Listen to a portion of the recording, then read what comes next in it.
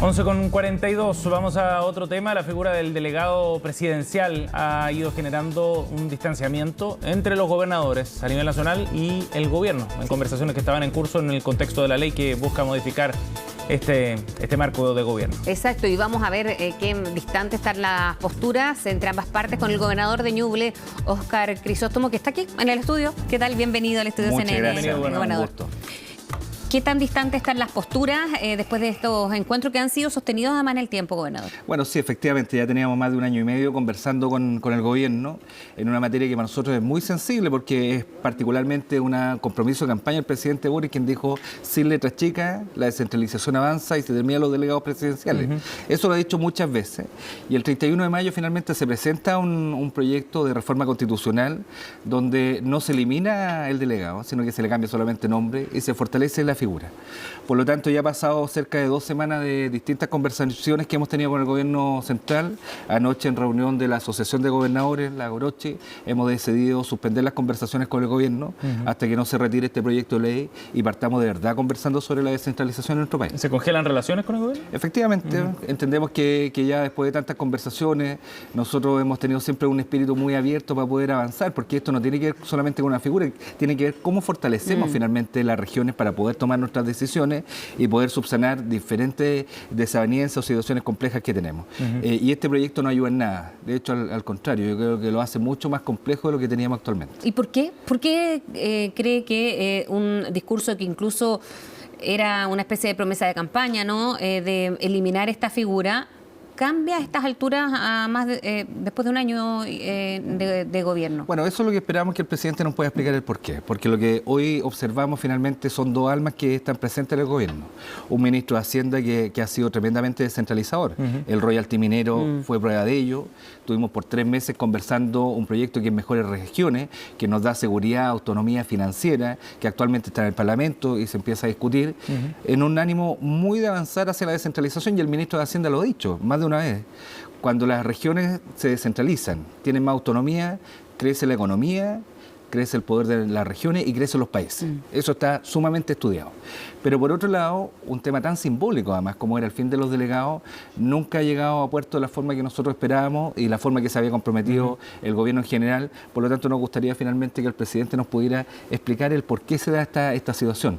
¿Pero qué le han explicado a ustedes, gobernador? Porque han tenido muchas conversaciones. Es que es por eso que ya hemos decidido suspender las conversaciones hasta tener una explicación mucho más clara y evidente frente a la situación. ¿A quién le hacen ustedes esta decisión? ¿A quién se la informan? Al gobierno. No hay una persona en particular, por eso lo dicen así a través de los medios, le dicen personalmente o sea, quien ha estado interactuando con nosotros actualmente es el subsidiario Cataldo, que nosotros vemos ¿Qué les dijo? Mira, él tiene una buena voluntad, pero sentimos que hay algo detrás, por eso creemos que es necesario transparentar. ¿Qué cree que hay detrás?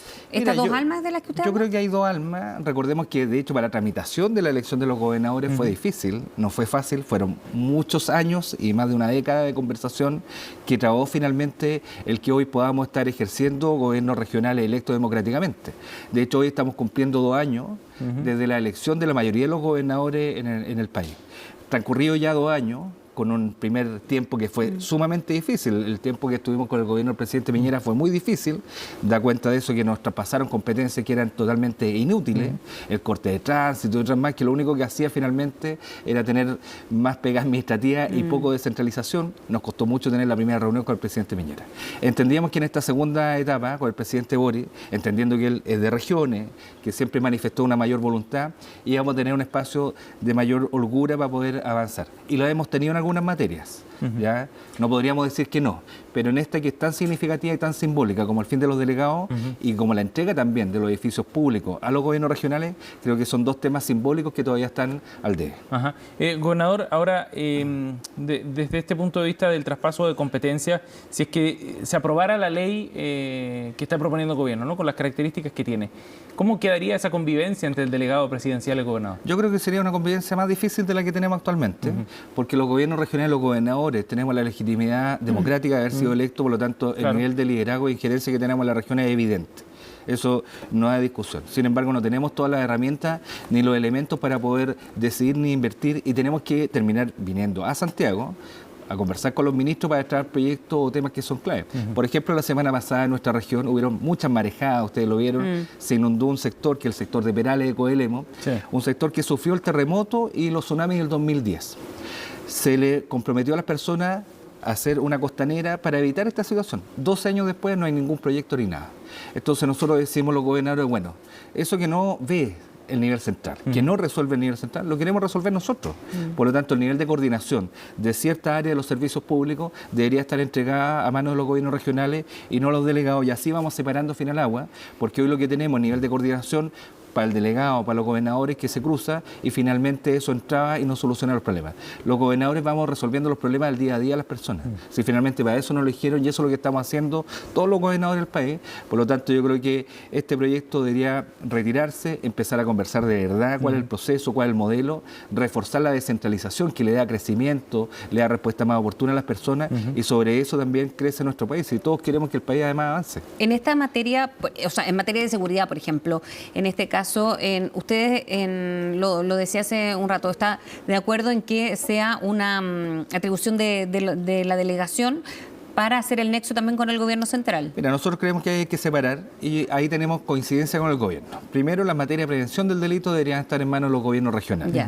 Es un proyecto de ley que deberían ingresar en julio, donde esa área debería quedar exclusivamente los gobiernos regionales. Otras materias más complejas, crimen organizado, narcotráfico y otras situaciones que hoy vemos, deberían estar en manos de una persona a nivel nacional que dé respuesta finalmente. La coordinación con las policías marítimas, policía de carabineros, investigaciones, debe estar ahí y en eso no tenemos discusión y creemos que además es un modelo que funciona, que podría funcionar muy bien en nuestro país, que funciona en otros modelos donde uno ve la referencia para poder ir avanzando en descentralización, en España, en Colombia, en Francia, que son tres modelos que se han estudiado para el modelo chileno, son procesos que funcionan bien. ¿Y por qué nosotros queremos tener finalmente el área de prevención también del delito? Nosotros estamos invirtiendo todos los gobiernos regionales más de 300.000 millones de pesos al año en retenes, compra de vehículos, en programas sociales, y hoy no tenemos ninguna injerencia. Entonces, estar como una chequera entregando plata sin tener una directriz clara hacia dónde la protección y la tranquilidad que queremos darle a la familia y a los habitantes de cada una de las regiones. En ese marco que nosotros hemos alzado la voz indudablemente, con un nivel que esperamos que sea de la mayor coordinación posible para que las personas puedan tener mayor tranquilidad y seguridad, que finalmente es una de las cosas que más buscamos nosotros también en nuestras regiones. Sí. Gobernador, ahora, desde el punto de vista de los tiempos que hay para la discusión de este proyecto de ley, entendiendo también el periodo que dura los gobernadores, ¿no? 4 años. 3 años y medio. ¿3 años y medio? 3 años y medio, porque recuerde que se aplazó por la pandemia. Cierto. Así que estamos con 6 meses menos.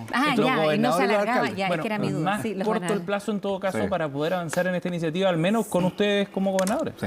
Bueno, nosotros esperamos que aquí al 5 de julio, que cuando nos vamos a reunir con el presidente, tenemos el encuentro de gobernadores en Talca, el presidente ya ha confirmado su presencia, esperamos tenerlo zanjado, o zanjarlo con él el 5 de julio finalmente, porque es un tema muy simbólico, ¿ya? Un simbolismo muy clave para la descentralización de nuestro país y esperamos conversarlo con él ese 5 de julio y zanjar finalmente cuál es el modelo de descentralización que está pensando el Estado central, cuál es el modelo que nosotros hemos planteado varias veces, que tiene que ver con niveles y capilaridades, ciertas competencias transversales que podamos ir cruzando finalmente, pero muy, muy delineadas, ¿ya? O sea, las competencias en términos de territorio, ciudad, área metropolitana, ¿ya? Deberían quedar exclusivamente en los gobiernos regionales. ¿Ya? Eso no se soluciona desde el Estado central. Materia económica, de inversión, todo lo que es Ansecorfo, Cercotec, que ya hemos ido avanzando, también deberían estar claramente establecidas en los gobiernos regionales y en cada una de las regiones. Y hay otras materias que podrán ser y seguirán siendo del Estado nacional, que eso nosotros no lo vamos a discutir.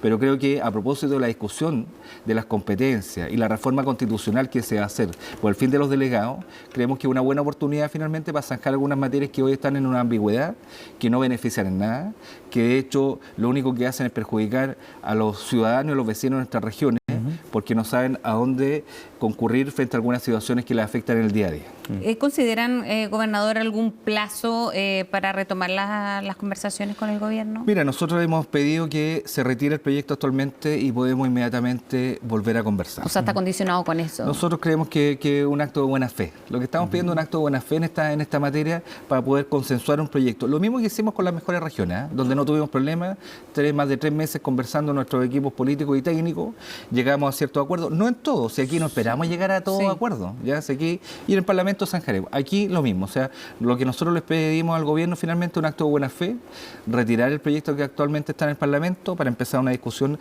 en serio y más de fondo frente a la descentralización que queremos para el país, y ahí se incorpora finalmente la figura del delegado presidencial. Gobernador, queríamos preguntarle otro tema también, aprovechando su presencia acá, tiene que ver con un ataque a un puente ferroviario en la región de Ñuble. ¿Qué antecedentes tienen ustedes sobre esto? Bueno, primero yo quiero condenar un hecho tan lamentable y tan dramático. La región de Ñuble y ninguna región de nuestro país tendría que estar enfrentando situaciones como esta. Efectivamente, hoy alrededor de las 2, 3 de la mañana se produjo un presunto ataque, porque no puedo declararlo como tal todavía, pero aparentemente así sería, donde se afectó el puente ferroviario Confluencia, que es un sector rural muy histórico por lo demás de nuestra región de Ñuble. Fue una explosión, ¿no? Fue una explosión, sí. Efectivamente, que dejó totalmente destruido ese sector. Hoy no pueden pasar trenes de carga. Eso afecta no solamente el patrimonio que tenemos en ese sector, sino que también la economía. Sí, claro. Porque ese tren particularmente iba hacia una empresa, la celulosa Arauco, por lo tanto tiene ahí una injerencia económica muy importante. Y lo lamento además porque ese sector fue fuertemente afectado por los incendios de febrero. ¿Ya? O sea, un sector que hoy estamos tratando de sacar adelante con mucha inversión pública y privada, y hoy se afecta con esta artefacto que aparentemente se puso en este puente. Por lo tanto, aquí hay una afectación no solamente al patrimonio, no solamente en las vías férreas, sino que también a la economía de nuestra región de Ñuble.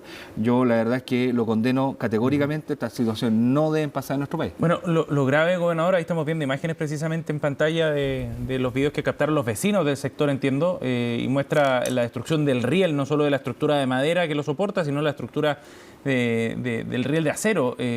Pero hemos tenido dos antecedentes más también de explosiones, uno en la región del Biobío, otro en Valparaíso. En estos casos fueron en torno a torres de alta tensión, pero llama la atención eso también. O sea, indudablemente que llama la atención y llama también a la preocupación. Y frente a la preocupación tiene que haber una ocupación del tema.